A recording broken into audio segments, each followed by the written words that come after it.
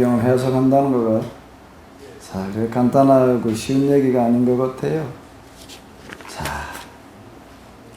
욥이 하는 얘기 또 좀 한번 읽어보도록 하겠습니다. 너희는 내 말을 건성으로 듣지 말아라. 너희가 나를 위로할 생각이란 내가 하는 말에 귀를 기울여라. 자, 이렇게 이제 시작을 하고 있습니다. 이제 욥기 저자가 이제 욥을 통해서 이제 꼭 하고 싶은 얘기가 있는 거예요. 그 당시에 하나님의 말씀을 말하는 사람들한테 뭘 어떻게 해야 되는 건지. 자, 한번 좀 보시도록 하겠습니다. 21장 1절에서 34절 34절까지 가야 되는데요. 좀 양이 좀 되는데 좀 차근차근 한번 보시겠습니다. 욥이 대답하였다. 너희는 내 말을 근성으로 듣지 말아라. 너희가 나를 위로할 생각이면 내가 하는 말에 귀를 기울여라. 그것이 내게는 유일한 위로이다. 내게도 말할 기회를 좀 주어라. 돌아가려면 내 말이 다 끝난 다음에나 해라. 내가 겨우 썩어질 유시를 두고 논쟁이나 하겠느냐. 내가 이렇게 초조해하는 데에는 그럴 이유가 있다. 내 견정을 좀 보아라. 놀라지 않을 수 없을 것이다. 기가 막혀 손으로 입을 막고 말 것이다. 내게 일어난 이런 기억이 떠올리기만 해도 떨리고 몸에 소름이 끼친다. 어찌하여 악한 자들이 잘 사냐. 어찌하여 그들이 늙도록 오래 살면서 번영을 누리느냐. 어찌하여 악한 자들이 자식을 낳고 자손을 보며 그 자손이 성장한 것까지 동상을 나오냐. 그들의 가정에는 아무런 재난도 없고 늘 평화가 깃들며 하나님마저도 채찍으로 숨기지 않는다. 그들의 수소는 틀림없이 새끼를 벨게 하며 암소는 새끼를 벨 때마다 잘도 낳는다. 어린 자식들은 바깥에다가 풀어놓으면 양떼처럼 뛰노는다. 소구와 거문고에 맞춰서 목청을 읽으며 피리 소리에 어울려서 흥겨워하는구나. 그들은 그렇게 일생을 행복하게 살다가 죽을 때에는 아무런 고통도 없이 조용하게 수고로 내려간다. 그런데도 악한 자들은 자기들을 그냥 좀 내버리더라고 하나님께 불평을 한다. 이렇게 살면 되지 하나님의 뜻을 알 필요가 무엇이라고 한다. 전능하신 분이 누구시기에 그를 섬기며 그에게 기도한다고 해서 무슨 도움이 되겠냐고 한다. 그들은 자기들의 성공이 자기들 힘으로 이룬 것이라고 주장하지만 나는 그들의 생각을 용납할 수 없다. 악한 자들의 뒷불이 꺼진 일이 있느냐. 과연 그들에게 재앙이 닥친 일이 있느냐. 하나님이 진노하시어 그들을 고통에 빠지게 하신 적이 있느냐. 그들이 바람에 날리는 덤불과 같이 된 적이 있느냐. 폭풍에 날리는 저와 같이 된 적이 있느냐. 너희는 하나님의 아버지를 죄를 그 자식들에게 갚으신다 하고 말하지만 그런 말을 말하라. 죄 지은 사람이 벌을 받아야 한다. 그래야만 그가 제 죄를 깨닫는다. 죄인은 제 스스로 망한 꼴을 제 눈으로 보아야 하며 전능하신 분께서 내리시는 진노의 잔을 받아 마셔야 한다. 물론 이 사람을 다 살고 죽을 때가 된 상황이라면 제 집에 관하여 무슨 관심이 더 있겠느냐. 하나님은 높은 곳에 있는 자들까지 심판하시는 분이신데 그에게 사람이 감히 지식을 가르칠 수 있겠느냐. 어떤 사람은 죽을 때까지도 기억이 정정하다. 죽을 때에도 행복하게 편안하게 죽는다. 평소에 그의 몸은 어느 한 곳도 영양이 부족하지 않으며 뼈마디마디 생기가 넘친다. 그러나 어떤 사람은 행복하고는 거리가 멀다. 고통스럽게 살다가 고통스럽게 죽는다.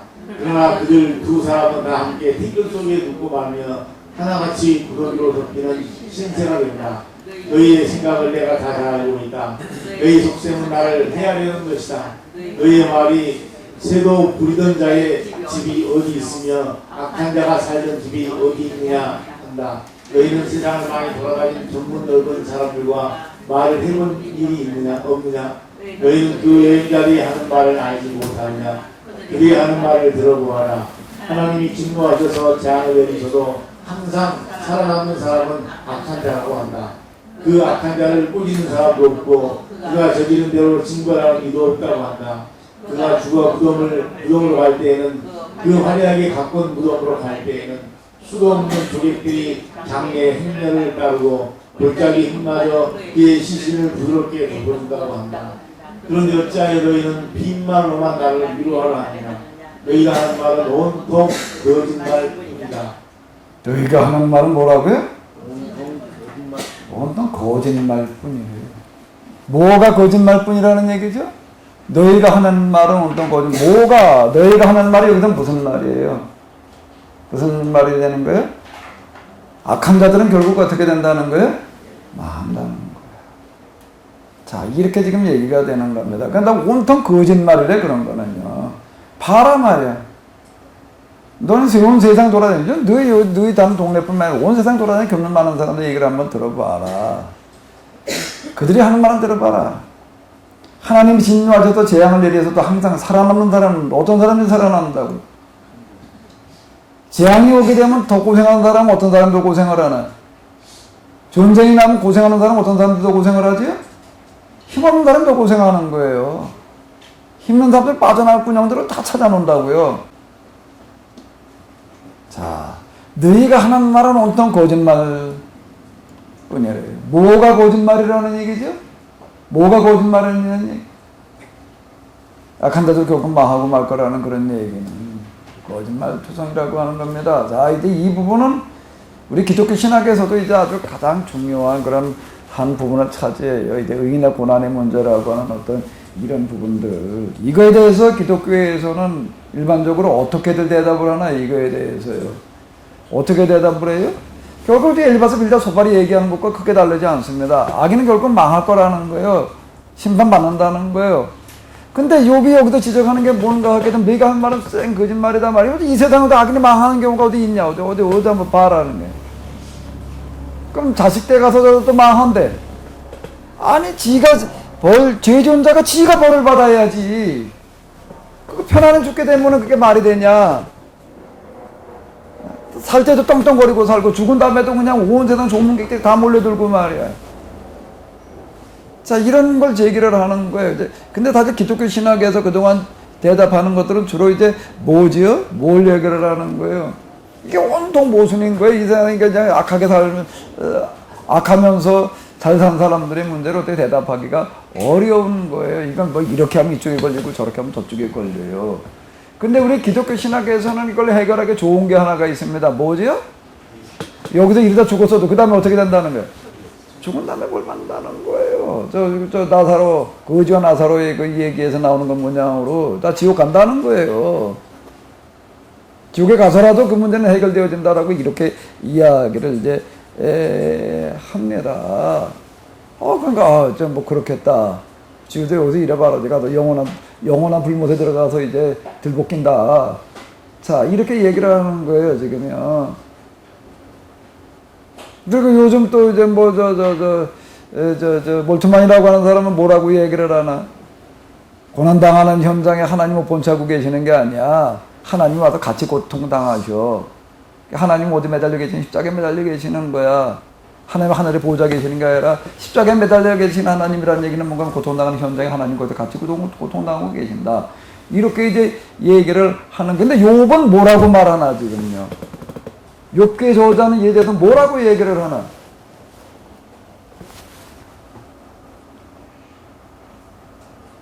이렇게 얘기를 하는 거예요. 기독교 신학자들은 우리가 이름 내놓으면 내놓을 만한 사람들, 루터를 비롯해가지고도 대부분의 사람들은 다 결국에 가서는, 그 사람은 다 지옥 갈 수밖에 없다라고 이렇게 얘기를 합니다. 그러면 욥은 뭐라고 말하는 거죠?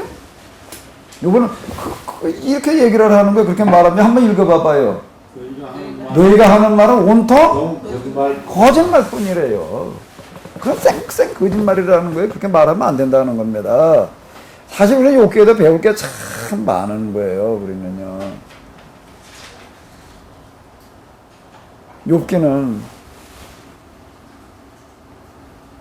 욥기 여기야말로 진짜 그 현대인들이 포스트 모더니즘 시대의 그 신학자들이 그냥 고민하는 또 그런 것들. 그래서 요즘 이제 하나님 십자가에 고통당하는 현장에 같이 계신다 말이야. 세상 한복판에 계신다. 요즘 이제 신학자들 주로 이제 그렇게 설정을 해 놓고 있습니다. 이제 정통신학이라고 하는데 어느 하나님은 그냥 저 하늘 보좌에 그냥 앉아 계신 하나님이다 얘기를 하다가 보니까는 하나님은 하늘 보좌에 가만히 앉아 있으면 어떡하느냐는 거예요. 세상이 이 모양인데 말이야. 그러니까 거기 계시는 게 아니라 고통당하는 현장에 가서 같이 계셔. 그냥 이제 그런 식으로 지금 얘기를 하는 거예요, 이제. 그러니까 하나님 어디가 만나야 되는 하늘 보좌에 가서 만나려고 해서 세상 한복판에 들어가서 만나야 된다. 모순의 현장, 고난의 현장, 거기 들어가서 만나야 된다. 이제 이런 식으로 얘기를 해방신학, 무슨 민중신학 다 이제 그런 얘기가 되는 거죠. 그런 얘기가 되는 거거든요. 그게 이제 아주 현대이즘부터 이제 그렇게는 얘기고 이제 이제 뭐 보수 쪽에서는 그게 아니야. 하나님은 영원한 하나님, 영원한 보좌에 계신 하나님은 이제 계속 이루고 이제 그리고 이제 시간이 지나갈수록 이제 보수 쪽 목소리가 이제 점점 이제 먹혀 들어가지를 않는 어떤 이제 시대 환경 자체가 이제는 그런 것들이 용납이 안 되는 그런 이제 환경이 돼 버리고 말았어요. 이제는요. 그전엔 보수주의자들의 목소리가 어느 정도 먹혀 들어가는데 갈수록 이제 안 먹혀 들어간다. 우리가 그걸 현장에서 지금 경험하잖아요. 지금요. 그런 설교는 이제 안 먹혀 들어가 버리고 마는 거예요. 다 어떻게 느끼는 거 하게 되면 또 다 어떻게 느껴? 너희가 하는 말은 온통 거짓말 뿐이라고 자 전혀 이제 이게 와닿는 얘기가 없는 거예요. 그러니까 요번 뭐라고 말하는 거죠? 이런 문제에 대해서 뭐라고 얘기를 해요? 이거 얘기를 하는 거예요. 이거. 욕게 저다가 얘기하고 싶은 게 지금 이 얘기가 되는 겁니다. 한번 읽어봐봐요. 너희는 하나님이 아버지의 죄를 그 자식들에게 갚으신다라고 말하지만 그런 말 말하라. 죄 지은 사람이 벌을 받아야 한다. 그래야만 제 죄를 깨닫는다. 이게 법의 정신이라고 하는 것은 뭔가 하게 되면은 딴 사람의 벌 받으면 안 되는 거예요. 연기했다가 벌을 줘도 안 되는 거예요. 이게 법 정신인 거예요. 이 정신은 정의의 정신이라고 하는 거. 이게 법은 이 정의를 얘기를 하는 거라고요. 죄 지은 자가 받아야지. 죽은 다음에 자식들한테? 아니 뭐 죽은 다음에 하나님 나라 가서? 이게 말이 안 되는 거예요. 이거는요. 법의 정신에 어긋난다는 거예요. 지금요. 지금 이제 우리가 앞에도 봤잖아요. 요번 이제 답답하게 야 하늘한테 물어봐라 말이야. 땅한테 물어봐라. 저 나무한테 새한테 물어봐라. 그럼 그것들이 대답을 해줄 거다. 죄를 졌으면 누가 죄를 받아야 돼? 벌을 받아야 돼. 이천호 목사님, 누가 벌을 받아야 돼? 죄 지은 사람이 벌을 받아야 돼? 딴 사람이 받아야 돼? 죄 지은 사람이 받아야 돼. 연계다가 받아도 되나? 아주 기본적인 얘기가 되는 거예요. 이렇게 얘기를 하는 겁니다.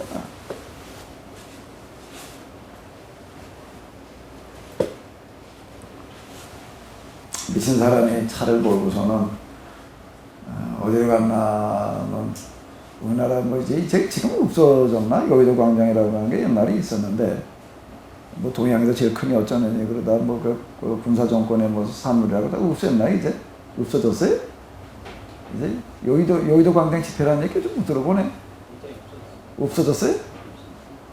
어쨌든 그런 데가 있다고 생각을 해보자고요. 넓은 운동장에 그냥 사람 그냥 막 모여 있는데 어떤 미치광이가 차를 몰고 들어가서 그냥 딱 치고 돌아다니는 거예요.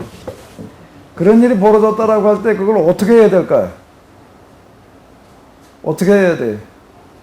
그걸 바라다 보면서 내가 하나님께서 저자 그냥 두지 않고 분명히 벌 주실 거야. 그리고 그냥 이러고 있으면은 하나님이 그럼 저 벌을 안 주고 그냥 그러고 그냥 무차별 사람 죽고 있는 거예요. 그럼 또 그 다음에 지금 당장 날벼락이 떨어져도 저 사람 저러고 죽진 않았지만은 하나님께 죽은 다음에 저걸 지옥에 가가지고 지옥 볼 때가 별들 벗길 거야.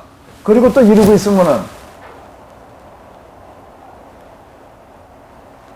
그러면 어떻게 해야 되나? 이렇게 얘기를 하는 거예요, 지금요. 지금 딱 같아요. 자, 이게 한번 얘기를 해봐요. 자, 그러고 있으니까 뭐라고 얘기를 하는 게? 너희가 하는 말은 온통 정통신학이 지금 그러고 있다는 거예요. 그러니까 욥 시대 정통신학뿐만 아니라 오늘 우리 시대 기독교 정통신학이라고 하는 것도 지금 그런 겁니다. 야, 하나님 말에 뭐 하고 계셔? 하나님은 그냥 하늘에 내려만 보고 계시는 게 아니야. 저기 지금 저 자동차 치고 죽어가는 사람들하고 같이 좀 고통당하고 계셔. 십자가에 달린 하나님이라는 것도 결국에 그 얘기가 되는 거라고요. 하나님과 같이 고통당하고 계시는 거야. 그냥 가만히 계시는 게 아니라 잘 친 사람한테 같이 치워 지금. 그러니까 욥은 뭐라고 얘기를 하나? 뭐라고 얘기를 한다고요? 그딴 식으로 말하는 거는 온통 거짓말뿐이라는 겁니다. 눈앞에서 보듯이 그런 일이 벌어지는데 그렇게 팔딱이 올라가지고 하나님께도 벌 주실 거야. 근데 왜 지금 안 주셔? 빨리 구해야지. 죽은 다음에라도 저거 보나마나 저거 지구에 가가지고서 이제 하나님 왜 가만히 계셔? 가만히 계시는 게 아니야. 지금 같이 아파하고 계셔. 이런 걸 어떻게 느껴요? 어떻게 느껴요? 그럼 맞는 얘기예요? 욥은 그거에 대해서 뭐라고 얘기를 한다고? 너 그거 이제 그 거짓말이지. 그게 무슨 거짓말이지. 누구 얘기가 맞아요? 욥 얘기가 좀 공감이 돼야 안 돼. 자, 욥은 이렇게 얘기를 하는 겁니다. 그 욥은 뭐라고 말하는 거야? 야, 그렇게 말하는 건 그건 모순이다 말이야. 지존자는 어떻게 되는 거예요? 그 사람이 뭐를 받아야지. 언제 받아야지. 자, 20절 한번 읽어봐봐요. 1절 읽어봐봐요. 죄인은 제 스스로 망하는 꼴을 제 눈으로 보아야 하며 전능하신 분께서 내리시는 진노의 잔을 받아 마셔야 한다. 그 망하는 꼴을 후대가 본다면은, 다음 세대가 본다면은, 그건 모순이 되는 거예요. 우리가 지금 한나라의 법이라고 하는 게 치안법이라는 게 있다고요. 죄진사 그냥 내버려 뒀다가, 에이, 저가 언젠가 지가 생각이 바뀔 때가 있겠지. 내버려 둬. 그러나, 그럼 당장 피해를 받는데.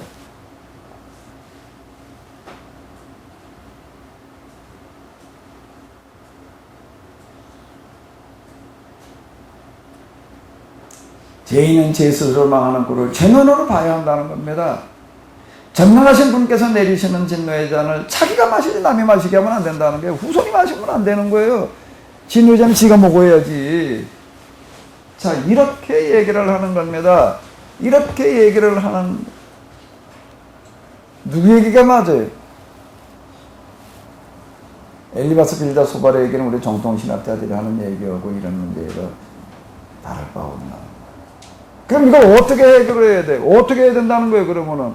아무리 그래서 죄인이 언제 진노로 망하는 꼴을 보질 않고 있는데, 진노의 잔을 지가 언제 마시는 적이 있나? 근데 이제 엘리바스 빌다 소발은 이제 꼭 언제 앞에서 얘기하는데, 얘기한 거잖아요. 인류 역사 생긴 이래로 악인이 망하지 않은 적이 있느냐 말이야. 이제 이러고 나가니까 계속 거짓말만 늘어놓고 있다는 거예요. 그럼 이게 뭐가 어떻게 해결돼야 되는 거지? 어떻게 해결돼야 되는 거예요, 이게? 죄인이 제 스스로 망하는 꼴을 제 눈으로 봐야지.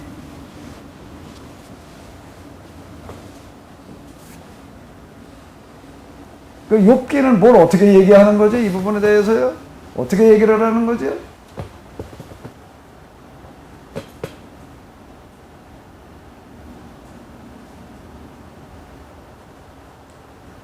내가 누구냐는 거예요, 결국에 가서는요. 그런 현장에 서 있는, 그런 현장을 목도하고 있는 내가 누구냐는 거예요. 내가 누구예요? 내가 누구예요? 내가 누구예요? 미친년이 지금 차를 몰고 지금 그냥 광장에 들어가서 사람들 그냥 탁신 대로 그냥 치고 돌아다녀요. 내가 누구예요? 강간로 불구경? 또 사람 그냥 모인 곳에 또 어떤 사람이 또 이제 총을 들고 가가지고 난사를 하고 있어요. 닥치는 대로 그냥 쏴갈기고 있어요. 그럼 나는 어떻게 해야 돼? 그냥 그러고 있어야 되나? 대부분은 이루고 있는 겁니다. 대부분은 이루고 있는 거예요. 그런데 욥기는 욥은 뭐라고 얘기를 하고 있는 거죠? 이거 그냥 이루고 있으면 안 된다는 거예요.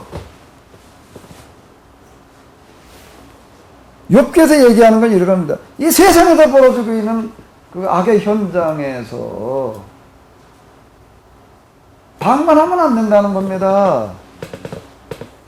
그걸 하나님께로 떠넘기면 안 된다는 거예요. 그걸 하나님께서 해결하실 거야 말이야. 하나님께서 그다들 그냥 언젠가 벌어줄 거야. 그러고 있으면 안 된다는 거예요.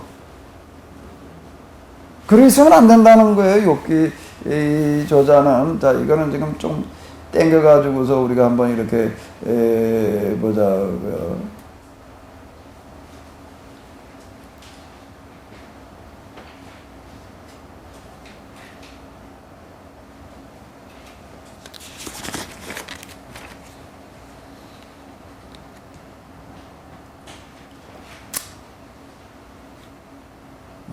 여기 한번 읽어보십시오.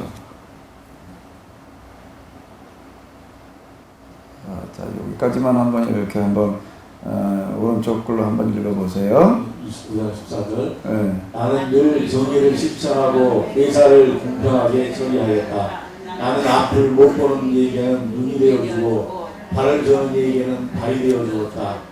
궁핍한 사람들에게는 아버지가 되어주고 알지 못하는 사람들의 하소연도 살펴보고 처리해 주었다.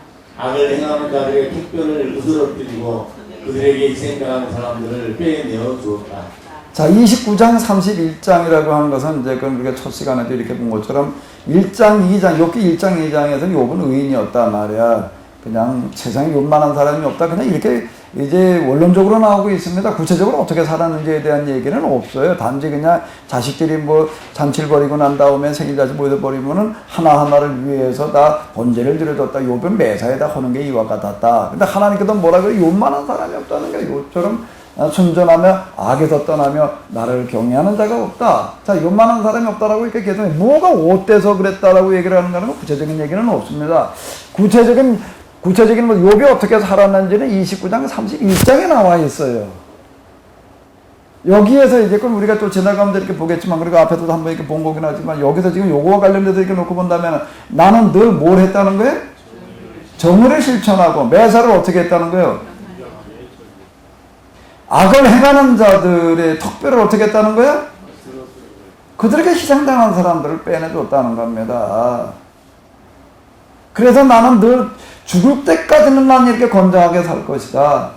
소털처럼 많은 나를 불사처럼 내가 오래 살겠단 말이 이렇게 얘기하는, 나는 사는 동안 난 절대 이런 현장을 나는 그냥 이렇게 묵고하고 넘어가지 않겠다. 자, 이런 얘기가 되는 거예요. 이런 얘기. 이 세상에서 벌어지는 악의 현장을 하나님께서 해결하실 거라고, 하나님께서 보여주실 거라고 그러고 있으면 안 되는 거예요. 그게 욥기에서 얘기하는 거예요. 그럼 누구 책임이라는 얘기가 되는 거예요? 누구 책임이라는 거예요? 여호와를 하나님을 믿는 사람들이 해결해야 될 문제지.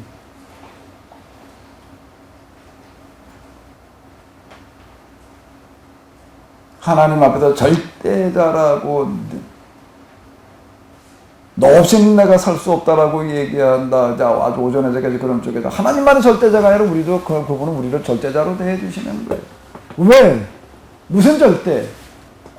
내가 누구이게? 내가 누구이게? 내가 누구예요? 하나님을 대신할 자인 거예요, 이 세상에서.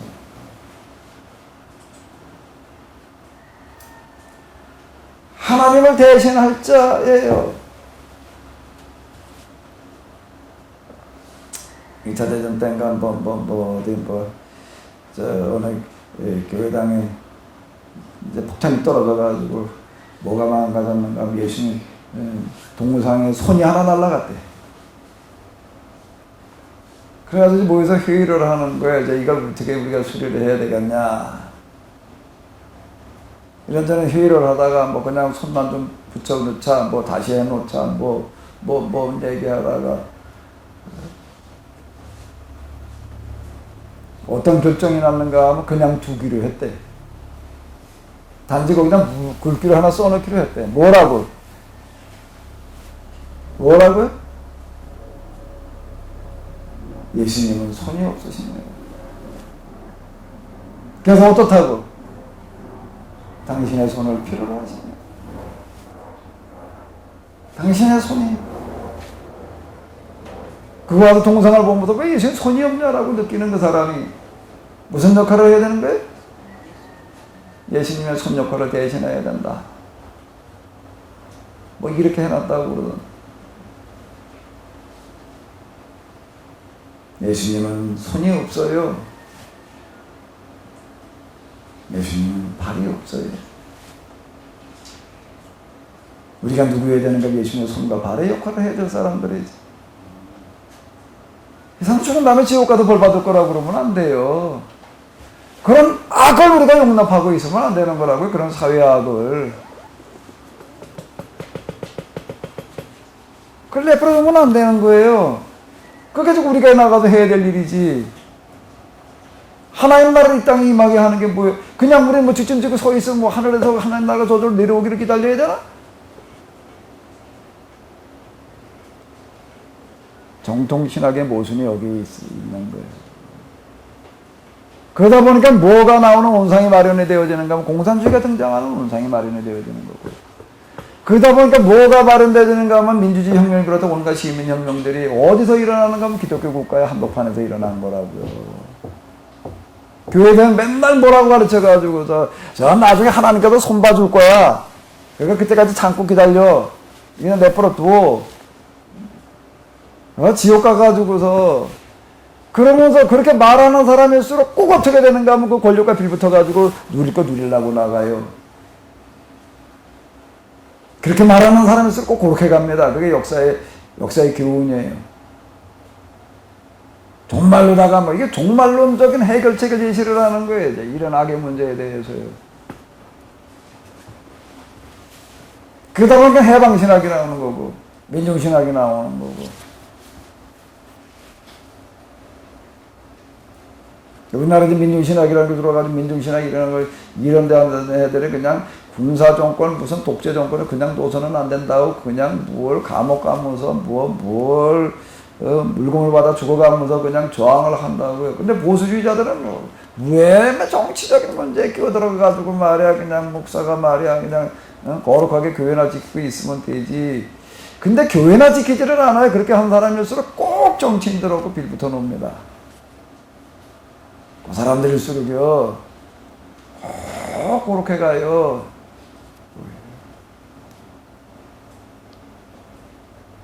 욥은 그렇게 말하지 않아요.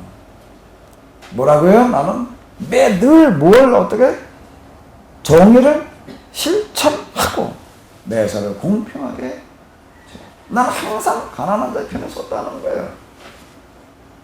앞을 못 보는 얘기는 눈이 되어주고 왜 앞을 못 보는 사람 눈이 돼줘야 되나? 오전에 여기서 얘기를 하고 내려갔더니 어떤 사모님이 인사를 하는데 아우 하나님 안녕하세요 그러더라고. 누구 보고?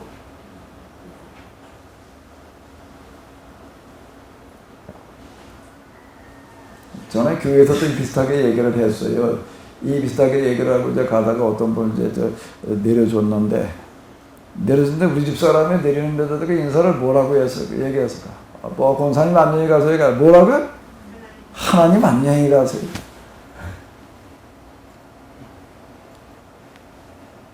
왜 안 못 보는 사람이 눈이 되어주는 거지요? 발을 저는 얘기는 발이 되어줬다고 얘기를 하는 거예요. 궁핍한 사람에게는 내가 아버지가 돼주고 알지도 못하는 사람들의 하소 이런 참 무식해가지고서 정말 당하는 사람들 많다고요.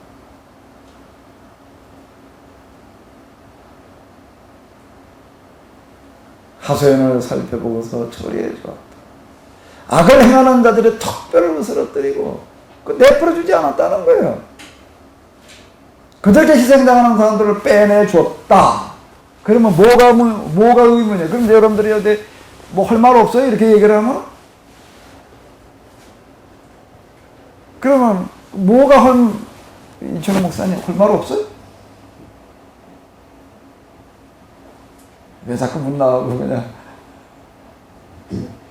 우리 뒤로다 많게 우리 김명도 이제 한 주 사이에 전도사님 목사님이 되셨는데 김명도 목사님 내가 이렇게 욥이 이렇게 얘기를 했다 그러면 뭐가 딱 떠오르는 건 뭐 없어요? 없어요? 없어요? 생각 없음? 이춘호 목사님 할 말 없어요? 나보고 하나님이라고 그랬던 사모님 뭐 할 말 없어요?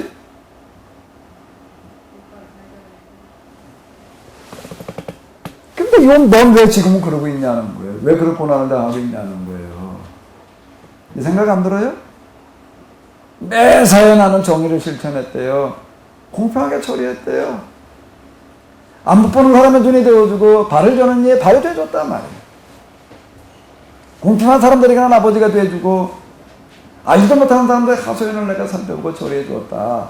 악행하는 사람들 나 뒤에도 이제 그런 얘기는 나는 온갖 욕 먹으면서도 또 후환을 내가 두려워하지 않고 그거 테러하거든요.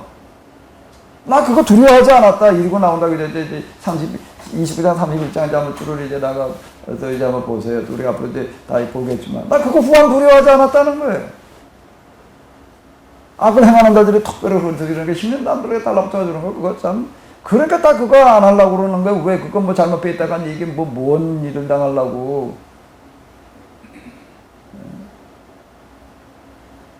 어떤 사업하는 분 얘기 이렇게 사업이 좀 잘 나간다라는 소문이 좀 이렇게 뭐 나서 그러는지 어느 날 국회의원한테 전화가 왔더니 한번 좀 오라고.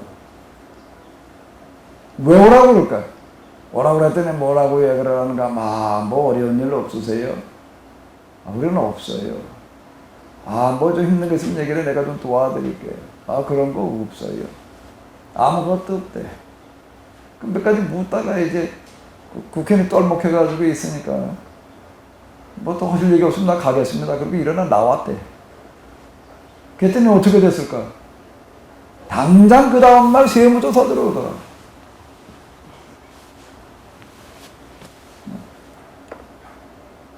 그래서 그 전화를 했대 국회의원한테. 당신 수준이 겨우 이거냐? 강남에 있는 어떤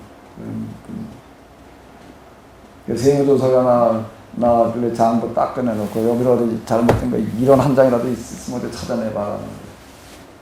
뭐 그랬다고 이제 그런 분이 이제 있던데. 힘 있는 사람들 건드리는 거예요. 그거 쉬운 얘기가 아닌가. 복잡하거든요. 그러니까 나 지금 뭐 가만히 있는 거지. 근데 악을 행하는 자들의 턱뼈를 섰다. 힘없는 자가 와서 수주정뱅이 그것 가서 죄 앞에다 그 차원의 얘기가 아닌 거예요. 여기는요, 지금요.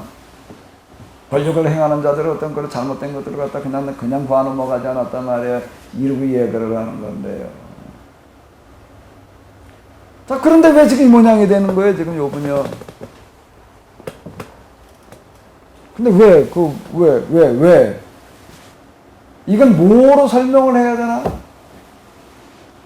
그래가지고 악행하는 자들을 그들에게 그냥 그 턱뼈를 으스대로 버렸더니 이놈들이 갖다가 그냥 나중에 노리고 있다가 말에 테러를 당했다, 어쨌다, 보복당했다. 그러면 얘기가 돼요. 근데 이건 누구한테 당한 거예요?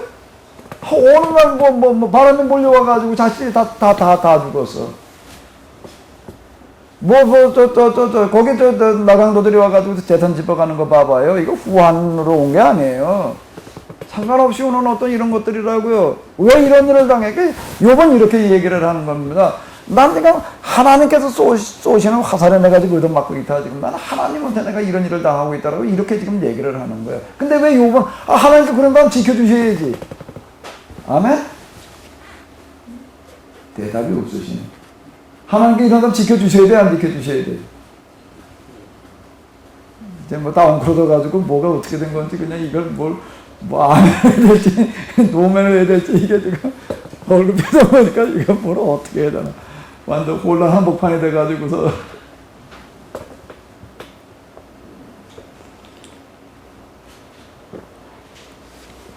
원칙은 어느 때에도 맞는 거예요. 하나님께서 지켜주셔야 되는 거예요. 그런데 이제 지켜주신다라고 하는 걸 우리가 조금 이제 좀 살펴봐야 될 일인데요. 그러면 지금 욥이 당하고 있는 건 무슨 일을 당하고 있는 걸까? 그런데 지금 욥이 당하고 있는 건 무슨 일을 당하는 거죠? 이렇게 욥이 지금 얘기하는 이 얘기는 뭔가 자기는 그렇게 한 거예요. 자기 이런 생각에도 자기 그렇게 실천했다라는 걸 얘기를 하고 있는 겁니다. 그런데 왜 지금 이런 어려움을 당해가지고 그러고 있어야 돼? 왜요? 뭐지요, 이게? 그동안에 이렇게 한 거가 뭐였을까?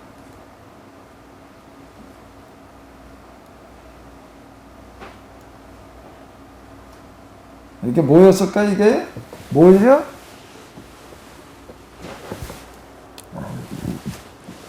자, 이제 또 다시 이제 이걸 가지고 얘기를 해보자고요. 욥이 지금 이렇게 살고 이렇게 실천했던 것은 난 항상 정의를 실천하고 공평을 뭐라고 했어요? 정의를 실천하고 매사를 공평하게 처리했다라고 얘기하는 어떤 이런 거예요.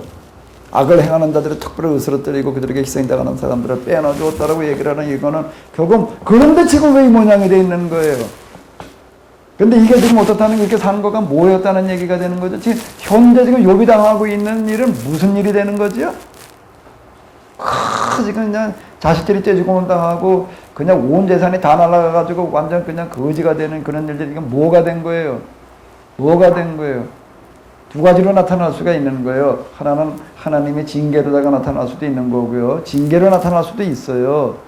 그 당대에 그런 일을 당할 수도 있다고요. 우리가 그런 얘기 많이 들어요. 뭐 좀 사업이 좀 뭐가 좀 잘 나가는데 그냥 뭐 형식적으로다가 신앙생 제대로 안 했다 하는 게 다 가져가셨다. 사실 그런 거 얼마든지 가능한 얘기예요. 그런 얘기들을 이렇게 수없이 많이 듣습니다. 그런데 지금 욥의 경우는 어떻게 되는 건가 하면 그렇게 산 게 아니에요. 진짜 그는 어떻게 살았는가 하게 되면은 자 그는 이렇게 살았어요. 한번 읽어보세요.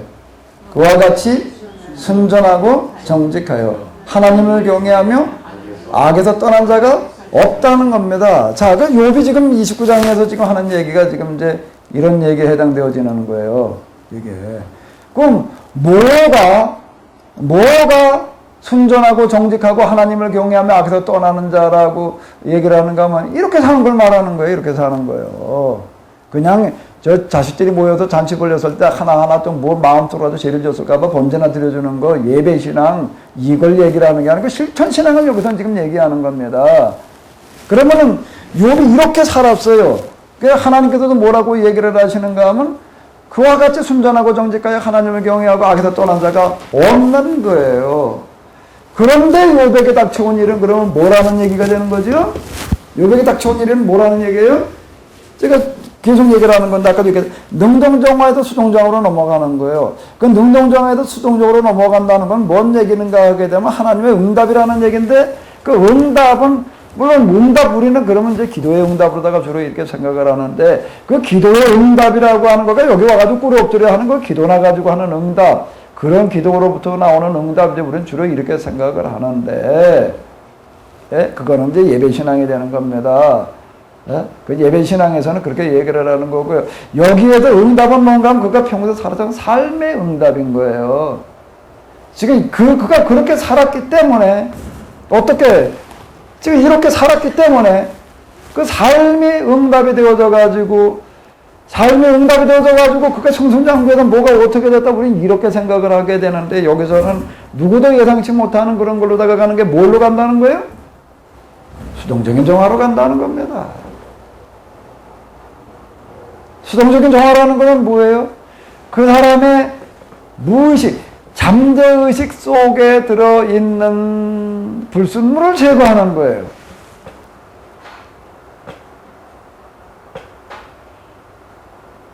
잠재의식 속에 들어있는 불순물을 제거하는 것은 어디에서 가능한가 하면 최악의 상황에서 그게 가능해지는 겁니다. 우리가 지금 이게 물리적인 원리와 같은 얘기가 되는 거예요. 제가 이제 항상 우리가 이게 영적으로 경험하는 이거를 뭘로다가 객관화시킬 수 있느냐? 세상의 원리와 이치다. 그건 뭘로 얘기를 할 수가 있는가 하면 우리가 세상에서 만날 수 있는 가장 귀한 금속, 가장 비싼 게 뭐예요? 금방석 다이아몬드라고요. 근데 다이아몬드라고 하는 건 어떻게 만들어지는 거예요?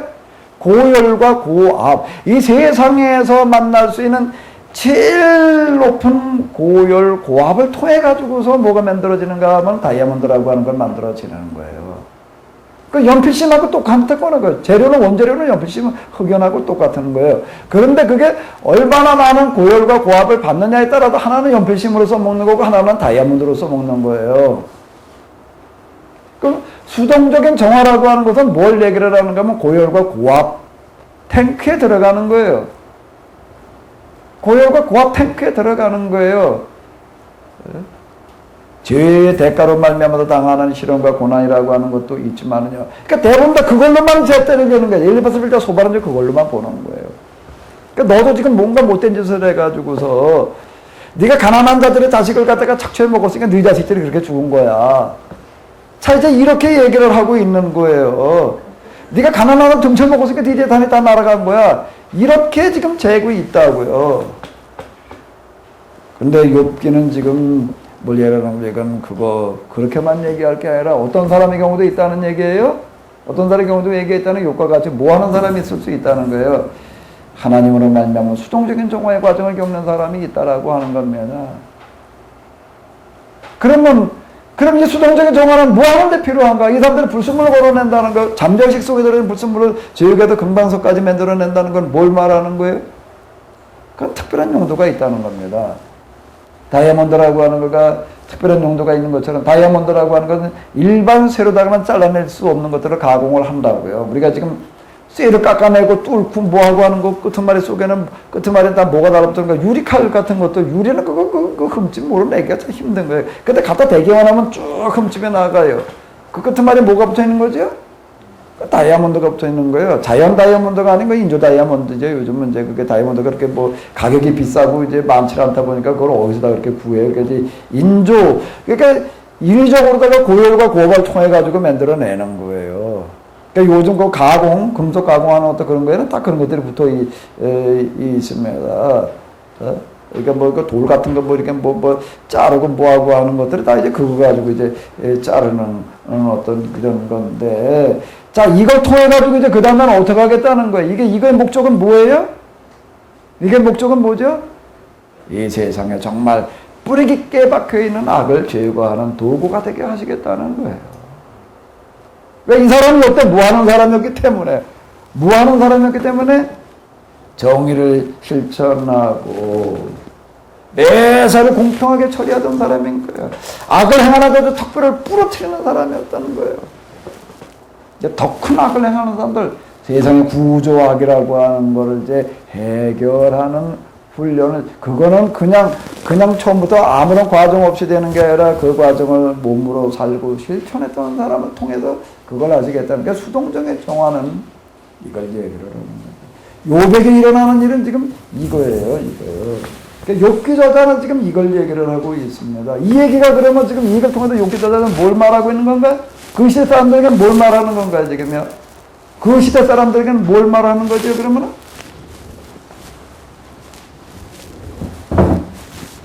그 시대 사람들에게 뭘 말하는 거예요? 이렇게 지금 설명에 들어가는 이런 거가. 욕기의 기록 배경을 제가 이제 여러분들에게 말씀을 드렸는데, 어느 시기인가 하게 되면 이건 바벨론 포로 직후 귀환기 아마 이쯤이라고 보는 거가 제일 자연스러울 거다라고 얘기하는 이유는 어디에 있는가 하게 되면, 어디에 있는가 하면 이걸 통해서 욥기 저자는 지금 뭘 말하고 있는 거예요? 이때 신명기 사관을 가지고도 계속 지금 사람들이 설교를 하고 있는 거예요. 신명기 사관을 가지고 설교를 하는 거는, 신명기 사관에 설교를 하는 건 배교진교 회개 구원이에요. 배교진교 회개 구원이라고 하는 것은 바벨론 포로로 잡혀가 있을 때 그 사람들에게는 정말 그게 뭔가 하게 되면 하나님의 말씀이어서, 야, 우리가 하나님 말씀대로 살지라고 이 모양이 됐다. 여기서 우리가 해야 될 일은 뭐다? 회개다. 그럼 하나님께서 틀림없이 우리에게 구원의 길을 열어주실 거다. 사사기라고 하는 역사를 그 사람들이 그렇게 해석을 해나간 겁니다. 거기 보게 되면 하나같이 다 배교진교 회개 구원의 도식으로다가 그 사사대 등장해도 활동하는 것들을 다 그렇게 해석을 하고, 진짜 사사시대가 그랬다를 말하려고 그러는 게 아니라 사사시대를 그렇게 해석을 함으로써 그 포로들을 보내는 사람들한테 이제 힘과 용기를 불어넣어 주는 거예요. 그게 신명기 신학입니다. 그런데 이제 포로로 귀환을 했어요. 재건을 해야 될 입장인데, 그때까지도 계속 배교진교 회개 구원만 얘기를 하고 있는 거예요. 어려움을 당하는 사람들 다 뭐 때문이라는 거예요? 회개해야 된다는 거예요. 죄 때문에 그렇게 회개해야 된다. 그러면 하나님께 길을, 그거는 포로기 때 써먹었던 얘기예요. 근데 그걸 이제 귀환기 갖다 써먹으니까 이제 얘기가 안 되는 거예요. 안 되는 거예요. 여기 와가지고 이 사람들은, 귀환한 사람들은 어떤 사람들인가 하면 바벨론도 이제 터잡고 잘 살아가지고 기반 잡아놓은 거예요.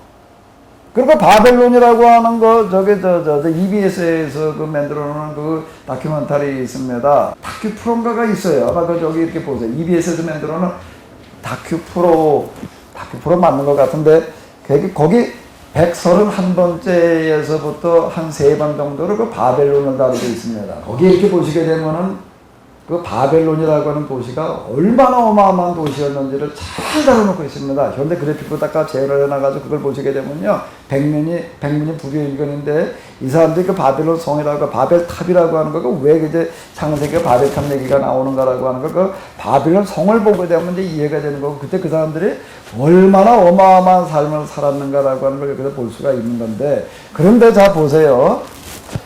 바벨론에 그 포로 잡혀가지고도 귀환할 때쯤 되게 되면 이 사람들 여기서 지금 뭐 기반을 잡았어요. 거기서 기반을 잡은 건 세계에서 지금 저렇게도 이만큼 살아갈 수 있는 기반을 만들어 놓은 걸 얘기를 하는 건데, 귀환한 사람들은 어떤 사람들 그걸 또 다 버리는 사람들입니다.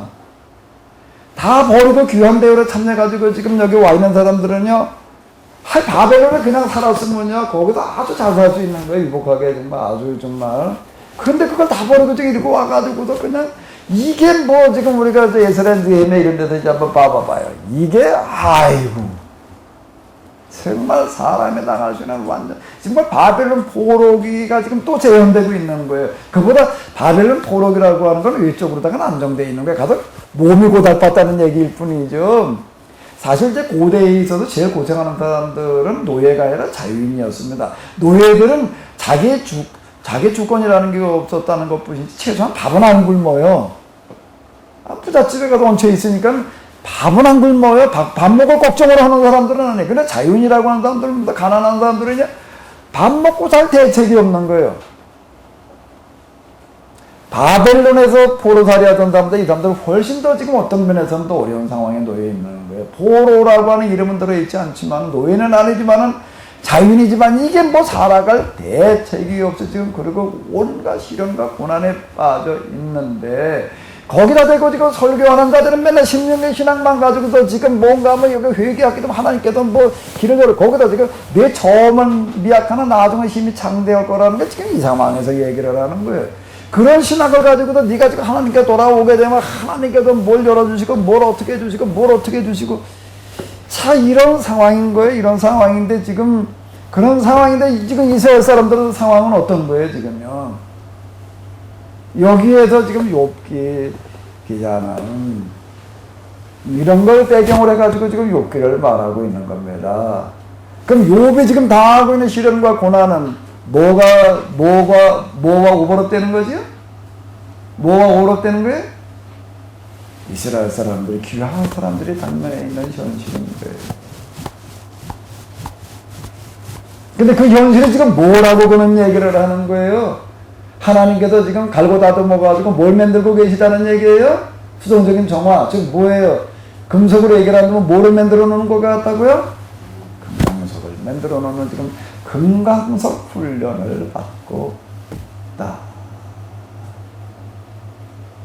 이사야서, 지금 이제 이게 같은 시기를 다룬다라고 얘기되어지고 있는 어떤 이사야서라고 하는 거가 이제 우리가 볼 때는 이제 포로 이전에 있던 이사야 한 사람이 다 썼다라고 이제 이렇게 얘기가 되어지는데, 어쨌든 어떻게 한 사람이 썼던 나뉘어 썼던지 간에 이사야에서 다루고 있는 건 포로기 전을 다루고 있는 내용, 포로기 전의 상황과 부합되는 게 있고 포로기 이후와 부합되어지는 게 있는데, 이사야서 53장 후반으로 넘어가는 거는 뭔가 포로기 이후를 지금 이후의 상황 얘기를 하니까, 고난받는 종은 오늘 우리는 그걸 읽어 내려가면서 예수님을 예언했다라고 이렇게 들어요. 그 시대 살던 사람들은 뭐를 들었을까?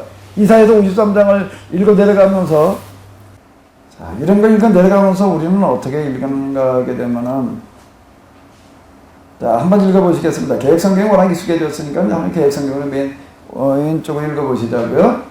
우리의 전한 것을 누가 믿었느냐? 여호와의 팔이 길게 나타나느냐?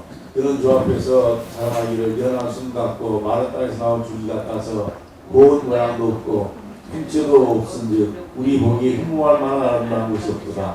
그는 멸시를 받아서 사람에게 실어버린 바 되었으며 광고를 많이 겪었으며 질고를 하는 자라. 마치 사람들에게 얼굴을 가리고 보지 않은 바지자 같아서 멸시를 당하였고 우리도 그를 귀히 여기지 아니하였도다.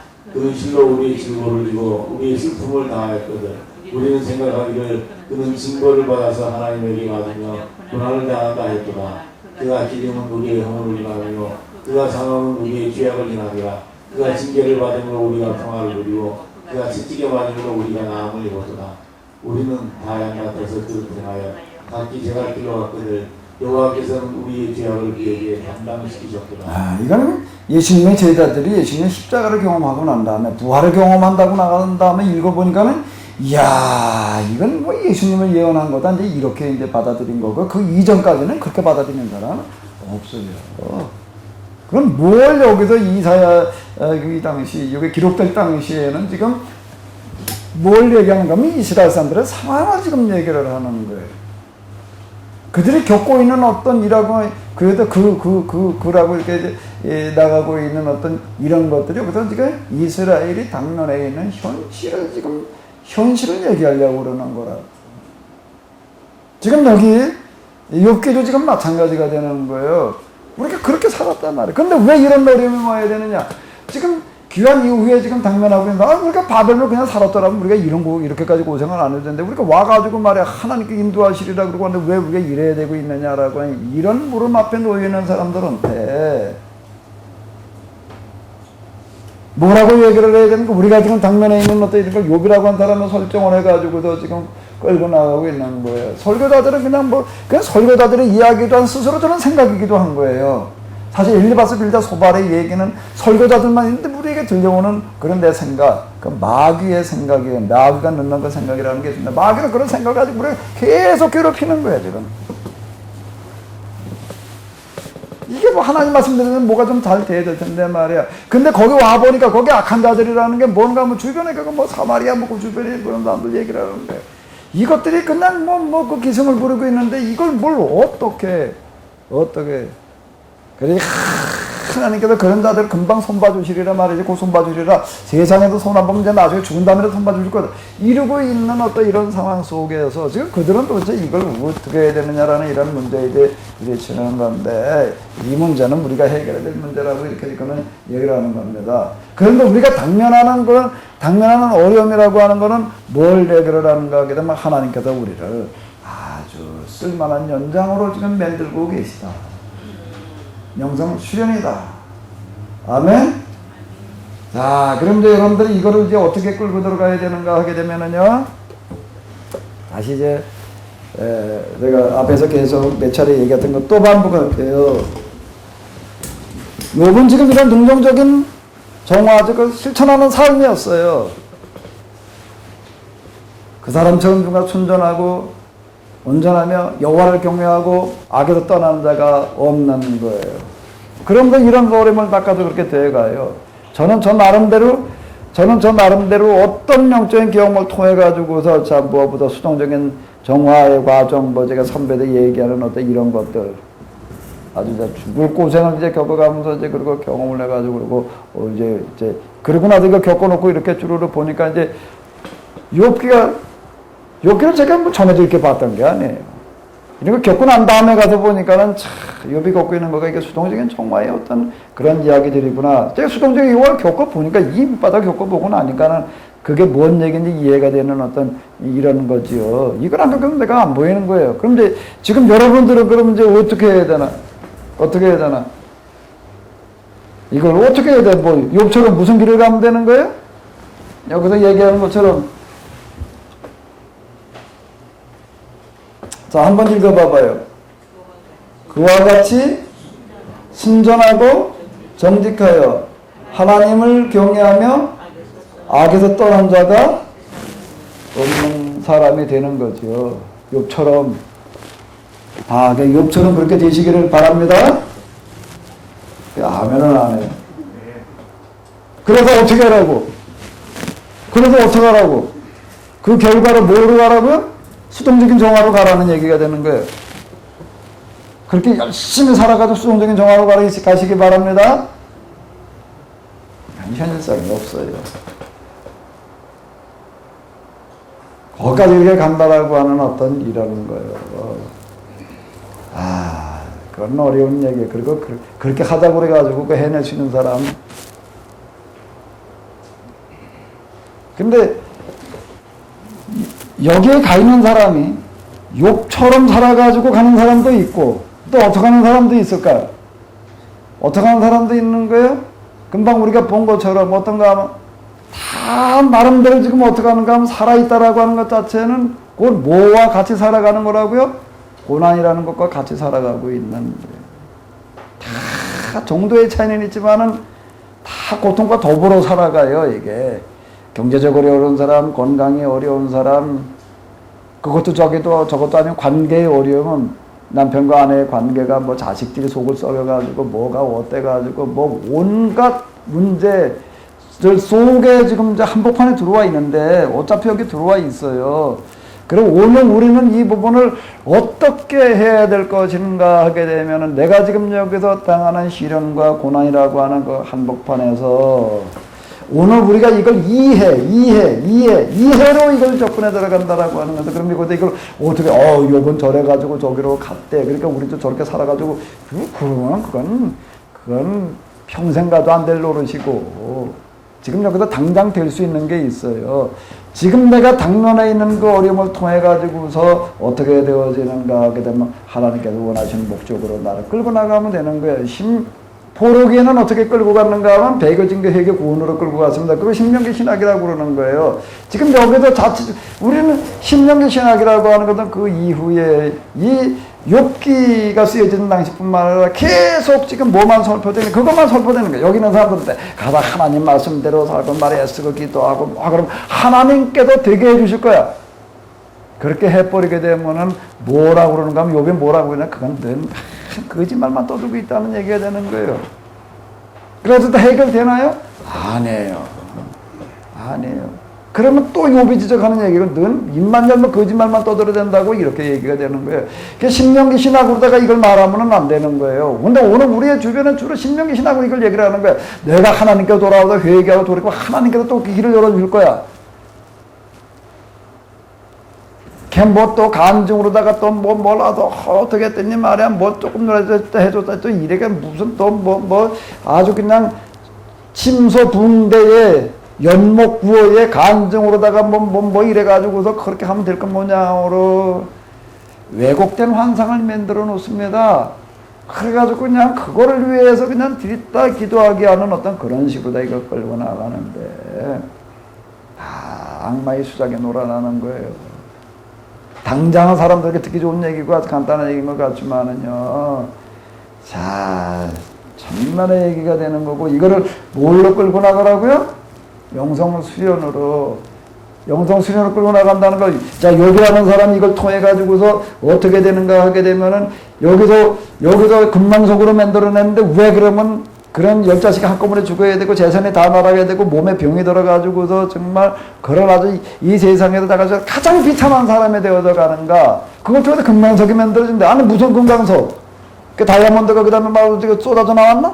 다이아몬드 광산했죠 그 다음에 이래 가지고 다이아몬드 광산해가지고 떼돈 벌었나? 다이아몬드 광맥을 찾았다고요? 그러니까 이 자리가 뭘 하는데 왜 이 자리를 경험하게 하는 거예요? 왜 가장 고통스러운 자리에 갖다 집어던지는 거예요? 뭘 하라고요? 동명상님. 그걸 통해서 우리가 알아야 될 게 있습니다. 뭐를 알아야 되는 거예요? 너. 우리들 주변에 많은 사람들은 너의 고통을 내가 몸소 겪어보는 거예요. 가슴으로다.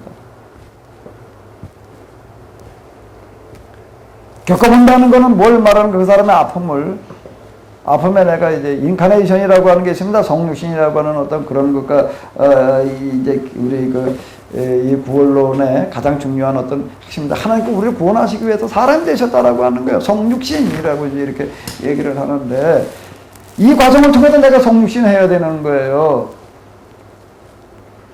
성육신이라는 게 무슨 성육신이요? 너의 아픔이 내 아픔이 되어야 되는 겁니다. 하나님께서 인간의 마음을 입으셨어요. 영성수련이라고 하는 거는 뭐가 영성수련이냐? 자꾸 이건 신비적인 체험을 끌고 들어가가지고도 신비적인 체험을 통해가지고도 뭘 어떻게 해보자 쪽으로 더 끌고 들어가게 되는데요. 그것도 악마의 수작으로 보여요. 그렇게 하고 끝나버리게 되면은요. 그래가지고 고상한 영성에 도달해가지고서 거기다 뭘 한다나 이렇게 얘기하는 거다. 거기다 아주 맑은 샘물을 하나 파놓은데 맑은 하나 샘물에 파놓고 세상 목마른 사람 가서 마시고 가게 한다.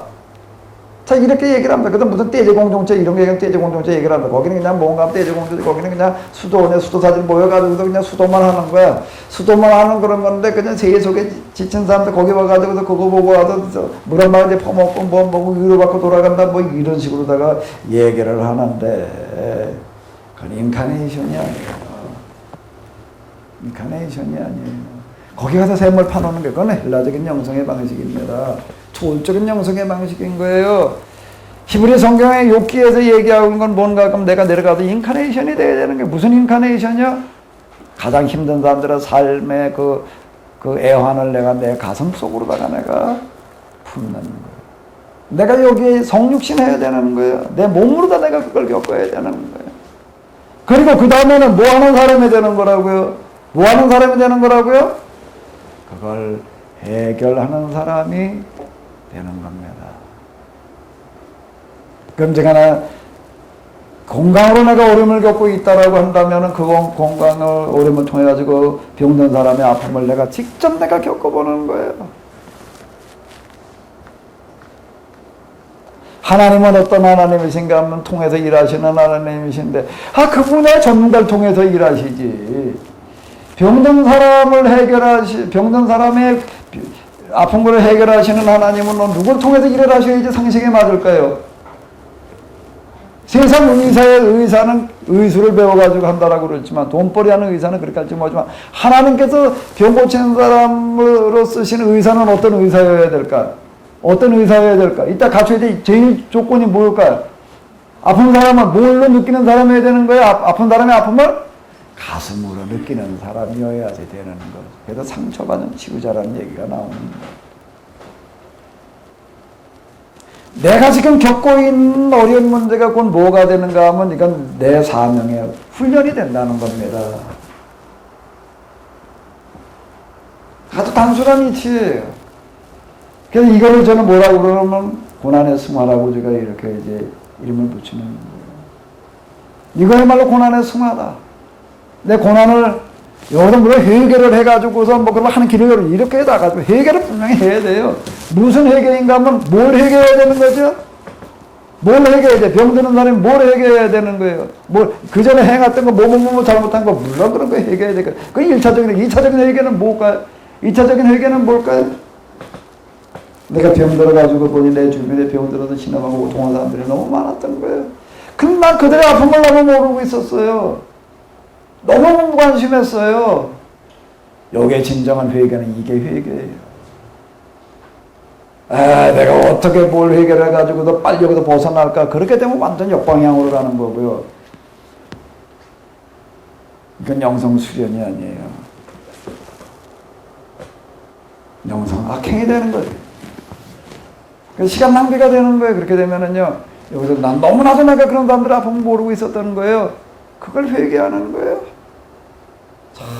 철저하게 회개하고 그러다 보게 되면 그 다음에는 뭐가 주어지는가 하면 하나님께서 지혜를 주세요. 보이게 하세요. 이게 본다는 게 중요한 겁니다. 뭐가 보여요? 병든 사람이 보이는 거예요. 또 뭐가 보이는 거예요? 뭐가 보이는 거예요? 해법이 보이는 겁니다. 해법을 찾아가지고 써먹는 사람이 있고 해법을 보는 사람이 있어요. 해법을 찾아서 써먹는 사람은 그거 가지고 돈 벌려고 그러는 사람이고요. 두 가지 유형으로 나갈 수가 있는데 이러면 똑같이 자연치유 떠들어대고 그러는데 그거 가지고도 돈 벌려고 그러는 사람이 있는가 하게 되면은요, 정말 그들의 아픔을 가슴으로 품고 나가는 사람이 있는 거예요. 그 다음에 길을 알게 하시는 거예요. 세상 모든 게 길은 있게 마련이거든요. 천적의 원리라는 게 그런 거예요. 병이 있으면 모두 있게 마련인 거예요? 약이 있게 마련인 거예요. 그걸 알게 하시는 거예요. 보게 하시는 거예요. 깨닫게 하시는 거예요.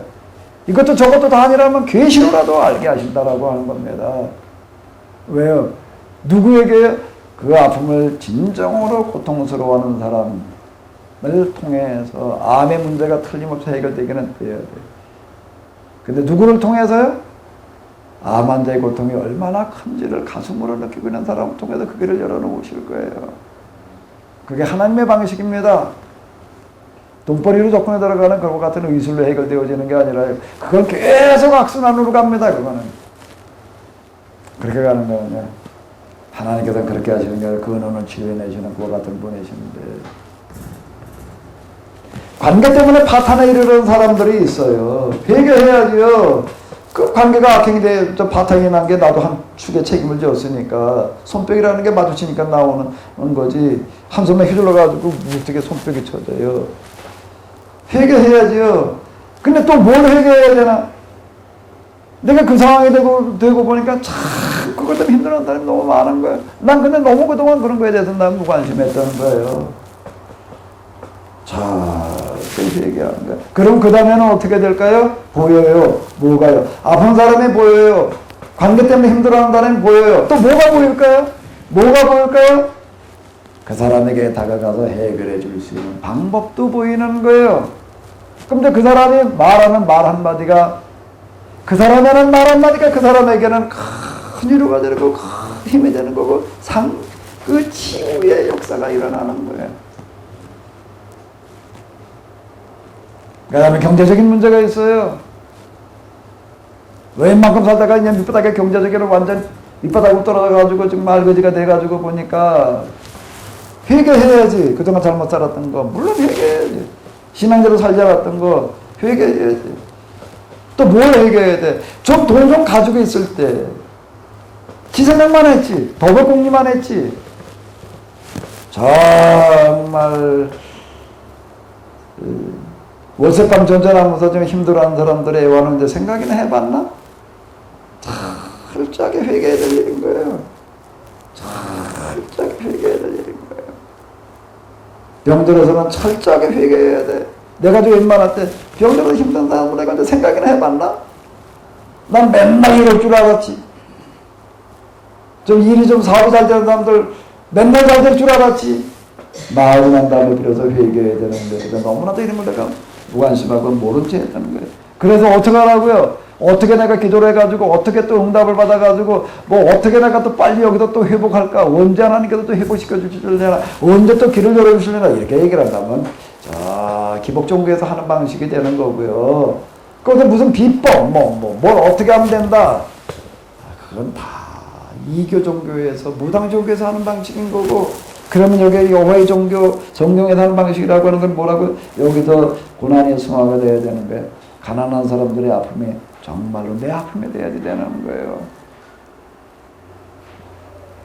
내 이웃을 내 몸과 같이 사랑하라는 얘기는 다 이런 영성의 얘기가 되는 거예요.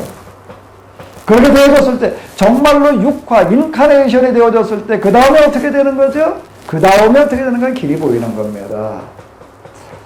그 다음에 뭐요? 방법이 보이는 거예요. 그러니까 그 사람을 통해서 그 문제를 해결하세요. 그러니까 지금 여러분들이 겪고 있는 어려운 문제라고 하는 것은 절대 우연이 아니에요. 아멘? 우연이 아니에요. 그냥 신경계 신학 방식으로 내가 죄지었기 때문에 일어나는 일이라고 말해서도 안 돼요. 오늘 우리 시대에는 그렇게 말해도 되는 시대가 있고 그렇게 또 말해야 될 사람도 있어요. 어떤 경우에 사람도 봐가지고서 저기 이렇게 볼 때 신명의 신학으로 말해줘야 될 사람이 있는 거예요.